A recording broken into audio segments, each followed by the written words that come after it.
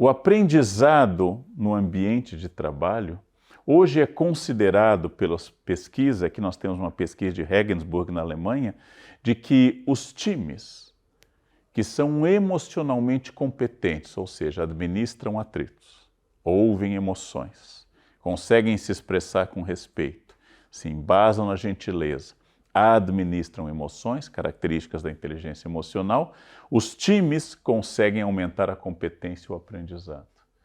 Estatisticamente, por essa pesquisa feita em mercados na Alemanha, Universidade de Regensburg, nós temos um dado objetivo, direto, quantificado, de que empresas que conseguem estabelecer uma confiança maior, empresas que conseguem estabelecer uma conversa mais tranquila, em ambiente onde mesmo as divergências são consideradas possíveis sem agressividade, são empresas mais eficazes, que colocam melhores produtos e têm maior diálogo com o consumidor. Então agora eu estou falando de inteligência emocional não como um processo filosófico de autoconhecimento apenas, que ela é. Estou falando de inteligência emocional não apenas como um processo para você se sentir mais feliz no mundo. Estou falando de inteligência emocional atuando diretamente na sua planilha Excel para ter mais lucro.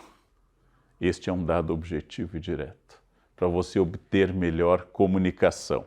Expressar, perceber e lidar com as emoções dentro de um grupo permite que os times e seus integrantes trabalhem abertamente uns com os outros, compartilhem e criem conhecimento, reflitam sobre o time e discutam de forma construtiva com os outros e não uns contra os outros. Esse é o relatório final da pesquisa da Universidade de Regensburg, na Alemanha. Trabalhar com os outros e não uns contra os outros. Quando eu introduzo a competitividade agressiva, quando eu introduzo a disputa interna, quando eu oficializo como líder estratégico que as pessoas se enfrentem, quando eu aumento o ambiente de fofoca, que é um grande dano corporativo, quando eu estimulo uma concorrência selvagem entre as pessoas, quando eu compartilho daquela ideia de que é bom que os funcionários se odeiem, porque aí um vai denunciar o outro e eu mantenho o controle, dividir para reinar, velho lema do imperialismo, eu vou diminuir a produtividade, eu vou criar um ambiente tóxico, eu vou estimular o absenteísmo, pessoas faltando ao trabalho, e por fim, eu vou criar um ambiente de guerra não colaborativo e ruim para a cultura da empresa. E além de tudo isso, a inteligência emocional, segundo uma reflexão do Paul Zak, é a capacidade de diminuir a ideia do outro como ameaça.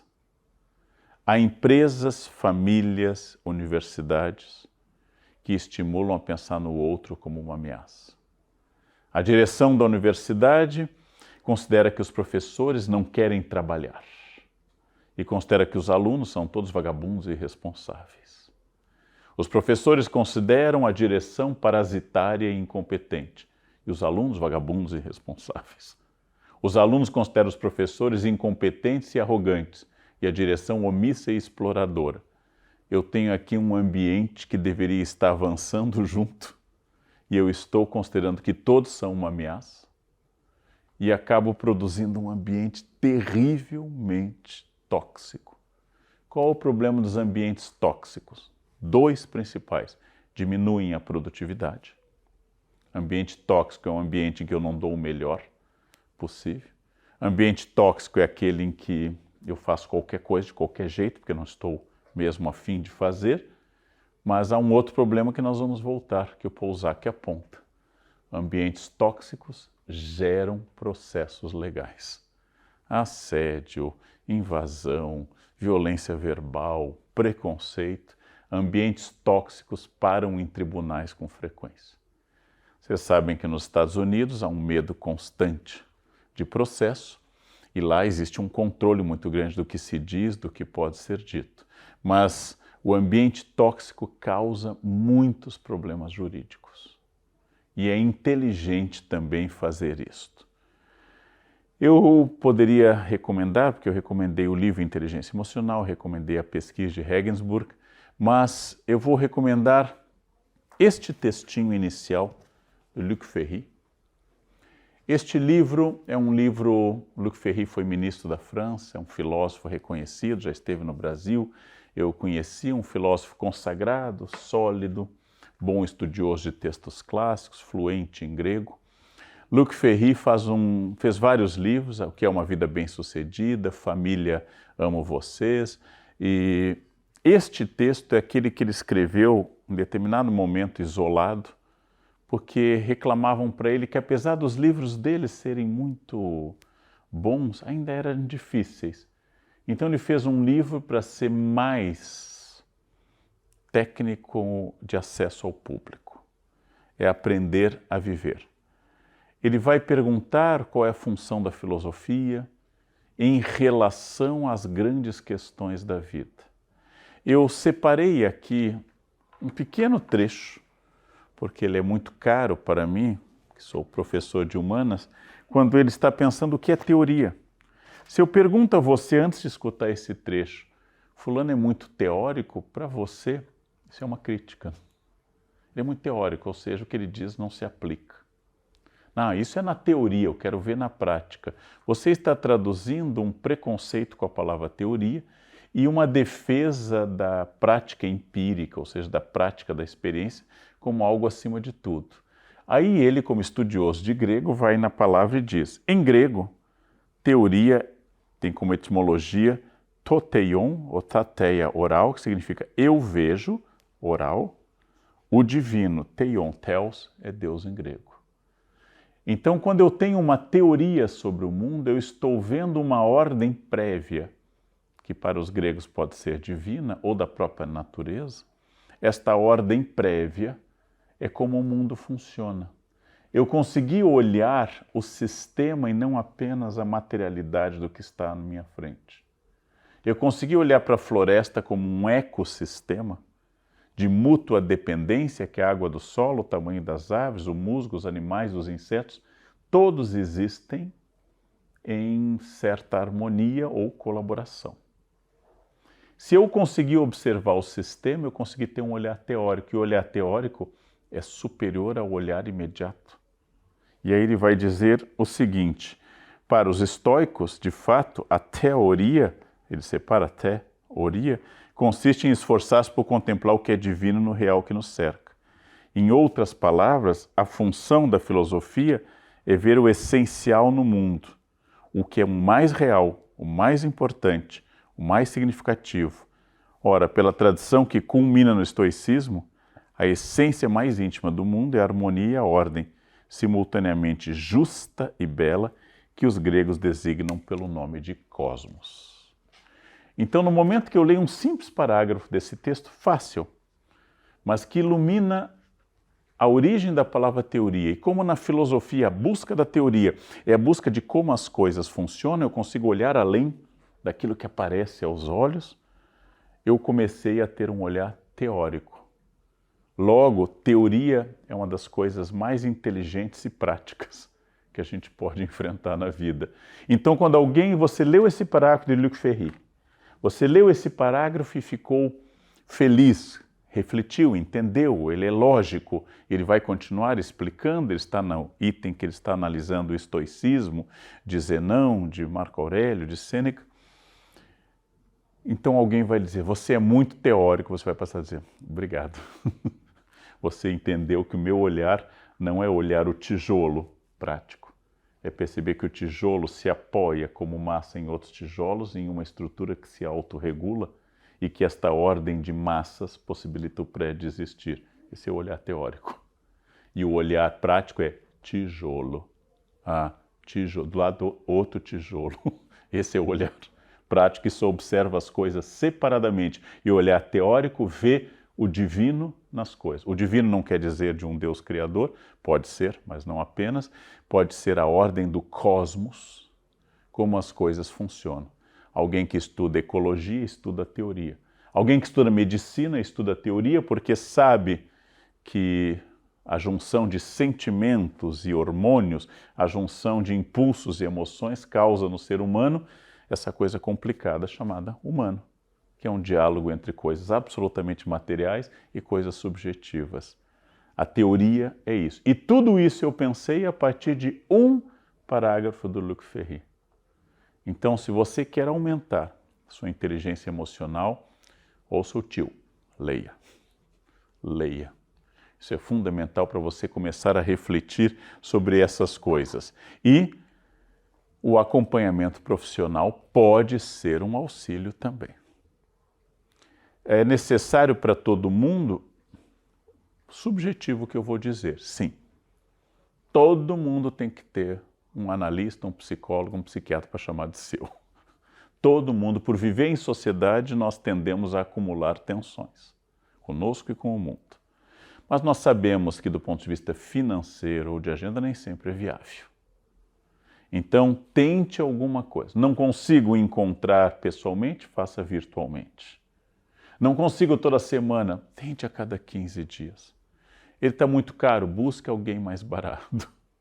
Mas, gente, eu não consigo de jeito nenhum. Pelo menos escolha um amigo inteligente para você falar dos seus problemas e ele poder lhe dar alguma luz externa. Mas eu não consigo nenhum amigo. Leia livros de psicologia. Ou seja, ache algum caminho para você aumentar a sua consciência. Para você aumentar a consciência de si, sua inteligência emocional. Comece a dizer onde você se descontrola, onde você está em harmonia, assim por diante. Leia, busque acompanhamento profissional. Isso é muito claro para as pessoas quanto à medicina, mas a comparação com a medicina é boa, porque tem gente que só vai ao médico quando tem uma doença. Então, quando eu digo, por que você não procura um terapeuta, um analista, um psicólogo? Ah, mas eu não tenho um problema. Bom, se alguém me diz isso, eu já acho que ela tem um problema grave de cegueira diante de si. Mas eu não vou ao médico quando eu estou doente, eu vou ao médico para evitar adoecer também. Eu vou ao médico para fazer check-up. Eu vou ao médico para verificar se algo dentro de mim está errado, mas eu ainda não percebi. Porque quando um tumor aparece é porque ele já está em um grau avançado. Ou seja, eu preciso sempre do apoio de profissionais da mente. E isto é muito importante. Você não confia tanto nisso? Eu vou dar um outro conselho importante que eu tenho repetido ao longo de anos. Meditação. Era originalmente uma proposta religiosa. Hoje não é mais. A meditação é uma capacidade de focar em si, pensar ou esvaziar a mente, dependendo da escola, prestar atenção na respiração e, de vez em quando, 1 ou 2 vezes por dia, parar e parar de ser um tarefeiro, pessoa totalmente instável e parar, respirar, inspira, expira, percebe o seu corpo, vê as partes cobertas e não cobertas, o que você está sentindo, um estímulo, uma falta de tranquilidade aqui e ali. A meditação é hoje recomendada universalmente como um elemento de estabilidade emocional e de inteligência emocional. Nos grandes centros do capitalismo, como o Vale do Silício, tem momentos de meditação nas empresas. E o Yuval Harari, ateu, recomenda no último capítulo das suas 21 lições para o século XXI, capítulo 21º, meditação. Ele é ateu e recomenda meditação. E diz que as 2 horas de meditação que ele faz todos os dias está na origem do sucesso dele. Essas 2 horas estão lá para embasar o seu sucesso. Pensem nisso.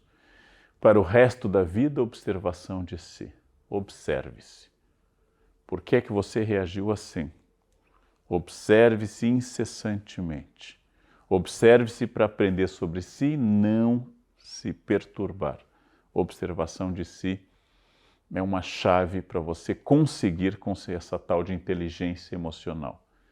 E aí você pode fazer, como diziam os mestres moralistas do século XVII, meta de melhoria. Essa é uma expressão típica de vários mestres do século XVII. Eu sou uma pessoa que se irrita com o horário. Aqui está um campo muito específico. Com auxílio de um profissional ou de boas leituras ou de meditação, eu vou começar a me propor o que tem no horário que me perturba. E eu vou começar a estabelecer uma meta específica. Hoje nós falamos muito de acompanhamentos psicológicos com uma meta muito estrita. Eu quero perder o medo de avião, eu quero aprender a não me irritar com a minha mãe, eu quero aprender a focar. Hoje nós temos acompanhamentos comportamentais, cognitivos muito específicos. Funcionam também. Funcionam. Existe uma longa teoria psicanalítica que vai dizer que você tem que conversar com seu terapeuta 25 anos para isso. E existe um caminho mais norte-americano, de uma psicologia mais positiva também, de resultados que você quer. Eu quero perder o medo que eu tenho de falar em público. Perfeito, você tem uma meta. Não é errado ter essa meta. Gosto muito da psicanálise, mas não é errado você ter essa meta. Então eu vou trabalhar o que eu acho que me barra para falar em público. Estabeleça alguns objetivos muito específicos. Leia sobre isso, pense, debata. Leia sobre medo de falar em público, faça um curso sobre falar em público, procure um psicólogo que trate da questão de falar em público e você vai se conceber como alguém perfectível em processo de transformação. Por isso que é inteligente reconhecer nosso limite e no nosso limite há duas categorias. Uma são as coisas que têm o limite, mas que eu não posso mudar.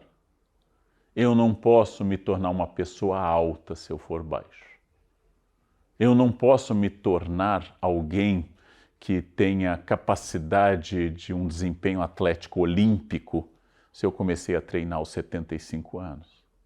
Eu não posso concorrer aos 75 anos com um atleta de 22, que está treinando desde os 9 para correr os 100 metros rasos. Eu não posso, eu não tenho tempo hábil. Mas há coisas que eu não posso e há coisas que eu posso mudar. É inteligente, emocionalmente, saber distinguir as duas coisas. É inteligente eu conseguir fazer algumas intervenções na minha vida. Isso se dá pela sua capacidade de conceber sua vida como um sistema amplo, integrado, orgânico e total, contido hoje na palavra da moda, que é holística. Você não é uma máquina de produzir dinheiro. Você não é uma máquina sexual. Você não é uma máquina racional. Você é uma máquina com diferentes contatos com o real e com a interação das pessoas. Você é uma pessoa com uma experiência vital e essa experiência é mais ou menos ampla, coletiva, orgânica, estrutural, e eu preciso perceber isto. Irritações psíquicas produzem determinadas reações, irritações biológicas corporais produzem determinadas reações, e eu sou uma máquina que responde a tudo isto. E se eu tiver tudo isto presente, eu vou conseguir administrar com mais inteligência a minha vida. Lendo, buscando auxílio profissional, me observando, meditando, vendo onde eu estou avançando ou retrocedendo, estabelecendo diálogos críticos com as pessoas que me amam, aprendendo todos os dias e sabendo que essa disciplina de leitura, de autocontrole, é algo que me liberta. Tudo isso faz parte da então chamada inteligência emocional. Eu quis demonstrar a vocês, através dessa caminhada curta, que inteligência emocional, um conceito nascido na psicologia dos Estados Unidos, divulgado no mundo através do livro do mesmo nome, Inteligência Emocional, é uma ferramenta para trabalhar melhor, para existir melhor em família, para ser mais feliz, mais produtivo, mais harmônico, não se surpreender consigo e, acima de tudo, não ter seu projeto derrotado por uma falha sistêmica originada exclusivamente em decisões erradas que afetam seu desempenho, seu equilíbrio e até o seu corpo.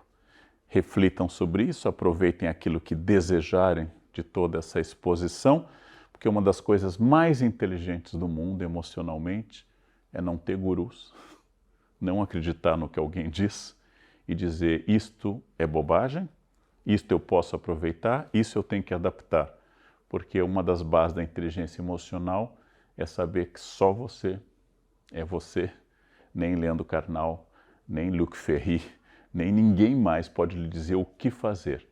Mas se você imaginar possível, imagine que todas essas jornadas de inteligência emocional que eu estou envolvido e você podem nos tornar pessoas melhores e até gentis uns com os outros. Muito obrigado.